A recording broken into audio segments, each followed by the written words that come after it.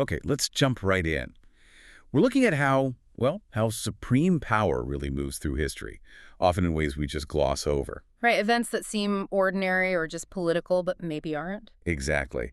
And the story of Cyrus the Great is maybe the most jaw-dropping example. His taking of Babylon, the decree freeing the Israelites. It Yeah. wasn't just good strategy. No, it seems it was laid out beforehand, quite explicitly. Laid out how? Well, the text in Isaiah actually names Cyrus, calls him out. Names him. Before he was born. About 150 years before, yes. Isaiah 44 and 45. God calls him my shepherd. Wow. And it specifies his purpose: rebuild Jerusalem, lay the temple foundation. It clearly establishes God's sovereignty over rulers. It's quite direct. So that event, the fall of Babylon, it wasn't just Belshazzar messing up strategically. Well, the mistake highlighted wasn't just military, it was spiritual. Remember Daniel 5? Defiling the holy vessels from the temple? Ah, the writing on the wall incident. Precisely. The kingdom measured, weighed, found wanting, and finished. And Daniel says it happened that night. That very night, Babylon fell to Cyrus. Almost easily, considering its power. It confirms the idea that Cyrus was appointed for that specific task at that specific time. Okay, so the conquest happens, but then comes the decree, which is almost stranger, politically speaking. Right, because Ezra Yeah. 1 tells us why he did it. It says, the Lord stirred up the spirit of Cyrus. Stirred his spirit. So it wasn't just Cyrus being magnanimous or shrewd. The text attributes it directly to divine influence. Think about it.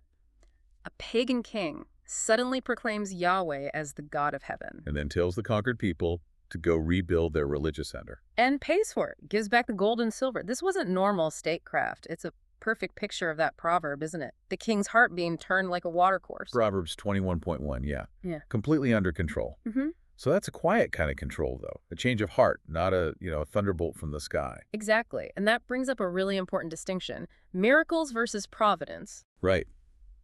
Miracles are the big, obvious interruptions. Like the Red Sea parting. Everyone sees it. Can't deny it. Yeah, unmistakable, divine power breaking natural laws. Providence is quieter, constant. Working through seemingly normal events. Yes. Ordinary means, ordinary people, but extraordinary timing and outcome. Mm. Joseph in Egypt is a classic example. No splitting seas for him. Just climbing the political ladder, interpreting dreams, managing resources. Right. Or Esther, becoming queen through, frankly, a bizarre royal selection process. A beauty contest, basically. And yet she ends up perfectly placed for such a time as this to save her people. The orchestration behind those normal events is the point. So both miracles and providence, they're working towards the same goal. Absolutely. God's ultimate glory and the redemption of his people. That's key. Which might explain why sometimes prayers for, big miracles seem unanswered. People get puzzled by that. Understandably. But the focus might be on a different aspect of the plan. It's not always about the immediate fix. Like with Lazarus. That story seems relevant here. Very much so. Jesus deliberately waited. He didn't rush to heal Lazarus when he was just sick. And Martha and Mary were devastated. If you had been here. Right. Their perspective was limited to the immediate suffering. But Jesus said the sickness wasn't ultimately about death. John 11.4, for the glory of God. Exactly. The delay, the temporary no to healing, set the stage for something far greater. Resurrection from 4 days dead. A much bigger revelation of who he was. A deeper, more eternal purpose was served by the delay, even though it involved pain. So pulling it all together then, from Cyrus to Joseph to Esther, the message is about comprehensive control. Yes, nothing is outside that governance.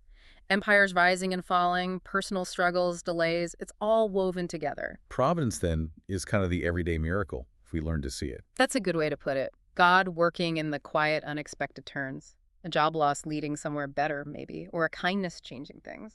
Or even just a delay that forces deeper faith. So let's leave you with this thought. If God could move the heart of a powerful king like Cyrus, centuries after the promise was made, to fulfill his exact purpose, Then what grand, maybe unseen, eternal plan might he be working out right now in the middle of the chaos or the quiet waiting in your own life?